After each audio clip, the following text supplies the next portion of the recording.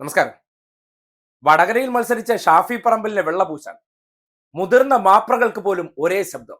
പ്രത്യേകിച്ച് കോൺഗ്രസിനെയും മൗദൂദിയെയും പിന്താങ്ങുന്ന മാപ്രകൾക്ക് എങ്ങനെയാണ് ഒരു വിഷയത്തിൽ ഒരേപോലത്തെ വാചകങ്ങൾ അവരുടെ അഭിപ്രായ പ്രകടനം നടത്തുമ്പോൾ വരുന്നത്? എന്ത് പറയാ ഇതിനെ? കഴിഞ്ഞ ദിവസം മൗദൂദി ചാനലായിട്ടുള്ള മീഡിയ വണ്ണിലെ സി ദാവൂദിനും റിപ്പോർട്ടർ ചാനലിലെ കോൺഗ്രസുകാരിയായിട്ടുള്ള സ്മൃതി പരുത്തിക്കാടും ഷാഫി പറമ്പിലിനെ വർഗീയവാദിയായി മുദ്രകുത്തിയതിനെ ന്യായീകരിക്കാൻ പറഞ്ഞത് ഒരേ കാര്യം. എന്താ? ഇവർക്ക് രണ്ടുപേർക്കും ഇൻസ്റ്റോൾ ചെയ്തിരിക്കുന്നത് ഒരേ ബുദ്ധിയാണോ? അതോ രണ്ടുപേർക്കും ഒരേ ചിന്താഗതിയും ഒരു വിഷയത്തിൽ വാക്കുകൾ പോലും മാറാതെ ഒരേ അഭിപ്രായമാണോ? എങ്ങനെയെന്നല്ലേ?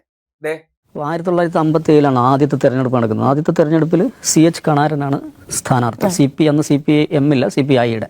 57 ആദ്യ തെരഞ്ഞെടുപ്പിൽ CH കണാരൻ സ്ഥാനാർത്ഥിയായപ്പോൾ അന്ന് CPM അല്ല, CPI ആണുള്ളത്. അദ്ദേഹം ആ പ്രദേശത്തുകാരാണ്, അഴിയൂർക്കാരനാണ് അദ്ദേഹം.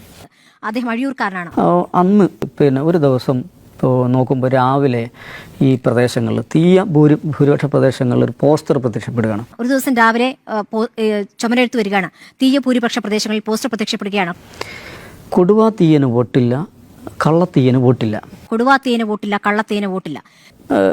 നമ്മുടെ CH കണാരൻ ഒരു തീയ സ്ഥാനാർത്ഥിയാണ് എന്ന മെസ്സേജ് കൊടുക്കാൻ വേണ്ടിയിട്ടാണ് അത് ചെയ്തതെന്നാണ് ആ തെരഞ്ഞെടുപ്പിനെ കുറിച്ച് എഴുതിയ പല ആളുകളും എഴുതിയിട്ടുണ്ട്. അതിനെക്കുറിച്ച് തെരഞ്ഞെടുപ്പ് പരാജയപ്പെടുന്നത് ഭയന്ന് CPI തന്നെ ചെയ്താണെന്ന് പിന്നീട് രാഷ്ട്രീയ ആ കാലത്തെ മാധ്യമപ്രവർത്തകരൊക്കെ പറഞ്ഞിട്ടുണ്ട്. CH കണാരൻ ജയിക്കുന്നു. അദ്ദേഹം നിയമസഭയിലെ വളരെ ഗംഭീര പെർഫോമൻസ് ആയിരുന്നു. അപ്പോൾ ആ തെരഞ്ഞെടുപ്പിൽ നല്ല വിജയം ലഭിക്കുകയും ചെയ്തു. അപ്പൊ അന്ന് മുതൽ അതുണ്ട്, അവിടെ ഉണ്ട്. അപ്പൊ ഇത്തരം തന്ത്രങ്ങൾ ഉപയോഗിച്ചിട്ടുണ്ട് നേരത്തെയും എന്നുള്ളൊരു ചരിത്രം അവിടെ കിടക്കുകയാണ്. മാർച്ച് 11 അജീഷ് കൈതക്കൽ എന്ന് പറഞ്ഞിട്ട് ഒരു ഹാൻഡിൽ DYFIയുടെ മുൻ സംസ്ഥാന കമ്മിറ്റി അംഗമാണ്, പേരാമ്പ്രക്കാരാണ്. പുള്ളി ഒരു ഫേസ്ബുക്ക് പോസ്റ്റ് ഇടുന്നുണ്ട്. ആ ഫേസ്ബുക്ക് പോസ്റ്റിൽ പറയുന്നത് എന്താണെന്ന് വെച്ചാൽ അയാൾക്കെതിരെ കേസ് എടുത്തിട്ടുണ്ട്, 153 കേസ് എടുത്തിട്ടുണ്ട്. അയാൾ പറയുന്നത് വെച്ചാൽ ഷാഫി എന്ന് പറയുന്ന ഒരു പേരുകാരൻ ഇവിടെ വന്ന് ഇറങ്ങിയിട്ടുണ്ട്. ആ പ്രയോഗം ശ്രദ്ധിക്കണം. 11-ാം തീയതി അവിടെ ഒരു CPM നേതാവിന്റെ ഫേസ്ബുക്ക് പോസ്റ്റായി വരുന്നത് ഷാഫി എന്ന ഒരു പേരുകാരൻ ഇവിടെ വരുന്നുണ്ട്, ഷാഫി എന്ന ഒരു പേരുകാരൻ ഇവിടെ വരുന്നുണ്ട് എന്ന ഒരു അജീഷ് കൈതക്കൽ, അദ്ദേഹം DYFI സംസ്ഥാന കമ്മിറ്റി അംഗമായിരുന്നു. അത് 153 പ്രകാരം കേസെടുക്കുകയൊക്കെ ചെയ്തിട്ടുണ്ട്. അപ്പോൾ അങ്ങനെ ഒരു പ്രയോഗം അവിടെ തുടങ്ങുകയാണ്.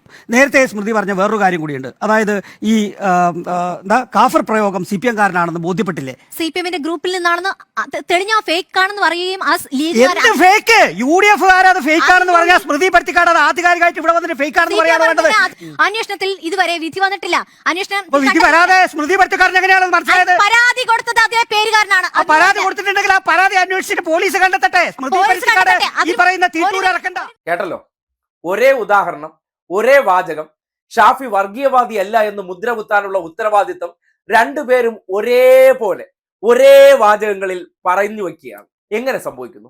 സാധാരണഗതിയിൽ വ്യക്തികൾക്ക് അഭിപ്രായം ഉണ്ടാകുന്നുണ്ടെങ്കിൽ, ഏതെങ്കിലും ഒരു സംഭവവികാസത്തെ പറ്റി സ്വന്തം അറിവുണ്ടെങ്കിൽ, ആ വിഷയത്തിൽ അവർ എങ്ങനെയാണ് ഡേറ്റാസ് കളക്ട് ചെയ്യുന്നതെന്ന് കണ്ടേ. മറ്റൊരു ചാനലിലെ മൗദൂദി അഭിപ്രായത്തെ കളക്ട് ചെയ്തുകൊണ്ട് വന്നിട്ട് കോൺഗ്രസ് അഭിപ്രായമായി അങ്ങ് വിളമ്പുകയാണ്. വേണമെങ്കിൽ ജനൻ TVയിലെ അനിൽ നമ്പ്യാരെ വിളിച്ചിട്ട് ആ അഭിപ്രായത്തെയും സ്വന്തം അഭിപ്രായം പോലെ അങ്ങ് പറഞ്ഞു വെക്കുന്ന ഒരു അവസ്ഥ. ഇതിന്റെ പേരല്ലേ കൂട്ടുകച്ചവടം?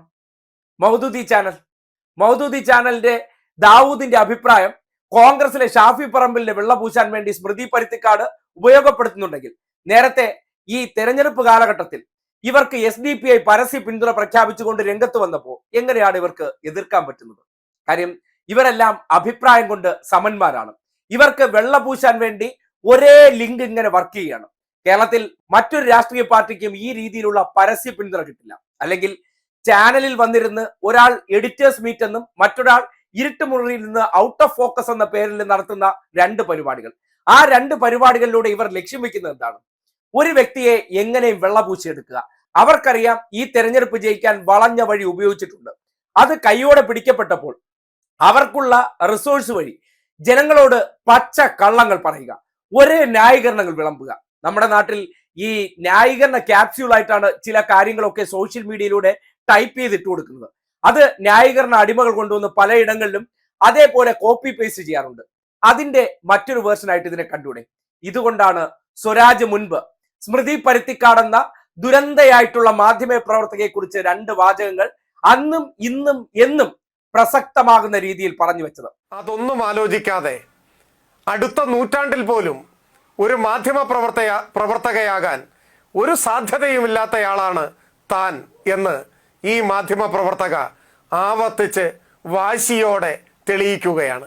മാധ്യമ പ്രവർത്തനത്തെ ഇങ്ങനെ പരിക്കേൽപ്പിക്കാൻ, മാന്യതയുള്ള മാധ്യമ പ്രവർത്തനത്തിൻ്റെ പ്രകാശവർഷങ്ങൾക്കകലെ പോലും നിൽക്കാൻ യോഗ്യയല്ല താൻ എന്ന് വാശിയോടെ വാദിച്ച് തെളിയിച്ചാൽ നമുക്ക് എന്തു ചെയ്യാനാവും? ന്യൂജൻ മാധ്യമ പ്രവർത്തനമട എന്ന് മാത്രമേ പറയാനുള്ളൂ. സ്വരാജിന്റെ ആ വാചകങ്ങൾ അന്വർത്ഥമാക്കുന്ന രീതിയിൽ ഓരോ ദിവസവും ഓരോ ഇൻസിഡന്റിലും സ്മൃതി പരുത്തിക്കാട് എന്ന വ്യക്തി തുറന്നു കാട്ടുകയാണ്. കേരളത്തിൽ മാപ്രാ പണിക്കായി ചില സ്ത്രീകൾക്ക് വേണ്ട ക്വാളിറ്റി കുറച്ച് തൊലി നിറം മാത്രം വെളുത്തിരുന്നാൽ മതിയാകും.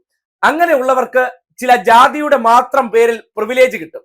ആ പ്രിവിലേജിന്റെ അടിസ്ഥാനത്തിൽ അവതാരകയായി മാറുന്നു. വേറെ ഒരു തരത്തിലുള്ള ഗുണവും ഇവർക്ക് ആവശ്യമില്ല. കാണാൻ നല്ലൊരു ഫേസ് മാത്രം. ആ ഫേസ് ഉപയോഗപ്പെടുത്തിക്കൊണ്ട് വായി കിടക്കുന്ന വിടുവായ നാക്ക് ഉപയോഗപ്പെടുത്തി എന്ത് തരം വിടുവായത്തരങ്ങളും വാരി വിളമ്പാൻ കഴിഞ്ഞാൽ അവർ പ്രമുഖയായി മാറിക്കഴിഞ്ഞു. അതിനുദാഹരണമാണ് സ്മൃതി പരുത്തിക്കാടെന്ന് വീണ്ടും വീണ്ടും തെളിയിക്കുകയാണ്. അവരുടെ ആ വിടുവായത്തരങ്ങൾ കേട്ട് കേട്ട് കേരളം പിന്നെയും സ്വരാജ് പറഞ്ഞതുപോലെ ഒരു പ്രകാശവർഷം അകലെ പോയാൽ പോലും ഇവർ ഒരു മാധ്യമ പ്രവർത്തകയാകാൻ ഒരു യോഗ്യതയുമില്ലെന്ന് പലകുറി പല ഉദാഹരണങ്ങളിലൂടെ വീണ്ടും വീണ്ടും ആവർത്തിച്ച് തെളിയിച്ചു കൊണ്ടിരിക്കുകയാണെന്ന് നിസ്സംശയം പറയാം.